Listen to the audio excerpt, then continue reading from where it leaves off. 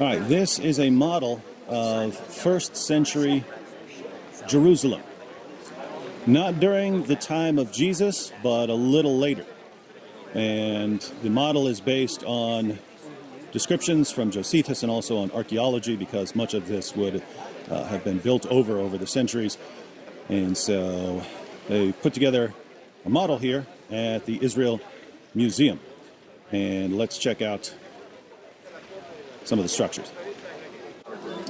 I'm on the eastern side of the temple, so this would be the view from the Mount of Olives if you jumped really, really high. Let's talk walls, ladies and gentlemen. So we are looking at the western wall of the Temple Mount. And here you see a wall that's sort of inside the other walls of Jerusalem. That would have been the northern wall of Jerusalem during the time of Hezekiah. This is the wall that would have been torn down and then rebuilt after the Babylonian captivity. So Jerusalem would have been south of that area.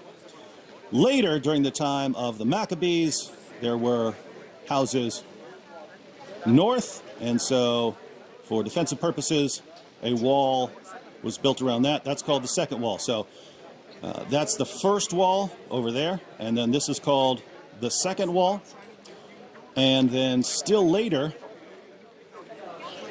in 68 AD, when the Jews understood that they were fighting the Romans, they built what's called the third wall. And that's the wall that goes all the way around. Here, just northwest of the Temple Mount, is the fortress of Antonia, built by Herod the Great. And that's where the Romans would have most likely been staying, the Roman soldiers. So now I'm on the southwest of the city, and here you can see these large buildings. That would have been Herod's palace. So that's sort of one end, and then you have a nice courtyard area, and then that would be the other end. This was built for Herod the Great, but this is where Pontius Pilate would have been staying. So when the Jewish leaders took Jesus to Pontius Pilate for judgment, they would have taken him here. And this is where Pilate would have pronounced ultimate judgment, that Jesus would be crucified. See this gate? This is the gate that Jesus most likely would have walked through on his way to the cross. And over here, this is now the site of the Church of the Holy Sepulchre, because this is the main contender for the site where Jesus would have been crucified and buried. This would have been outside the city of Jerusalem during the time of Jesus. Again, much of this was built, and this wall was built in 68. So after the time of Jesus. The wall built for the war with Rome, and these houses would have been expanding leading up to that. So this is the palace of Herod. This is where Pilate would have pronounced judgment. So Jesus would have been taken with his cross, dropped his cross, and gone out through that gate to be crucified in this area outside the city. And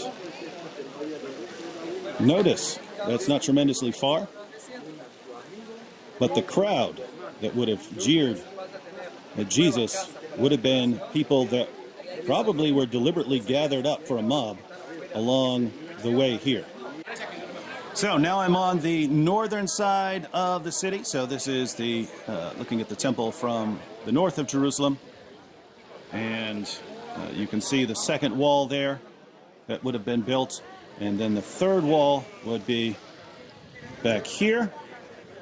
I'm pointing this out because there's an alternative location of the tomb and Jesus' crucifixion. And so this is the area of the garden tomb.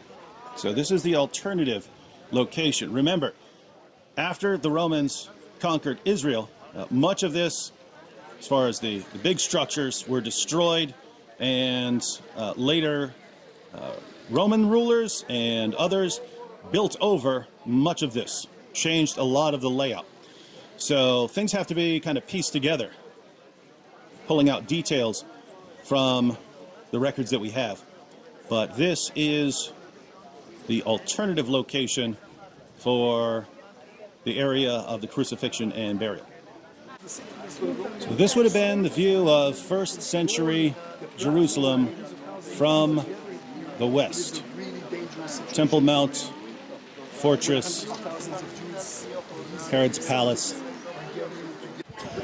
This would be the view of Jerusalem from the south, shortly before the Roman conquest of Jerusalem.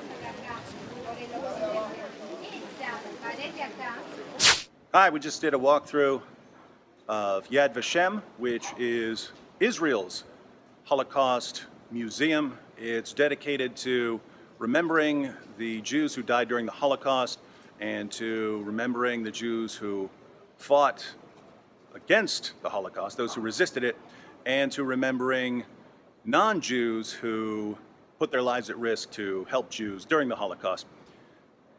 You're not allowed to record the exhibits inside except in the Hall of Names. I'll show you a clip from the Hall of Names where I was allowed to record. The pictures on the wall are pictures of Jews who didn't get a proper Jewish burial because they died during the Holocaust, and the binders you see on the wall are binders full of names of Jews who died during the Holocaust, and the hole in the floor is a memorial grave for them. Here's a clip.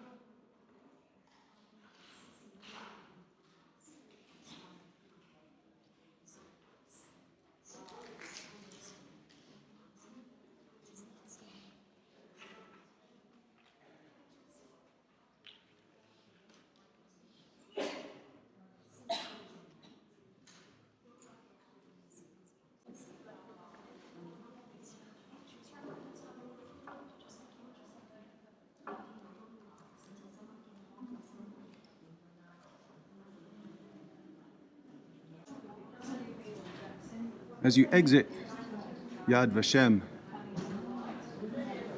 you see Jerusalem. Think about the imagery. Now and forever, in memory of those who rebelled in the camps and ghettos, fought in the woods, in the underground, and with the Allied forces who braved their way to Eretz Israel, and those who died sanctifying the name of God. This tree is in the Garden of the Righteous, and this one's dedicated to this couple.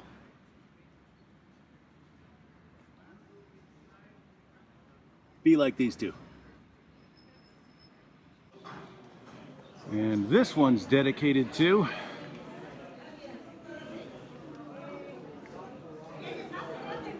look her up.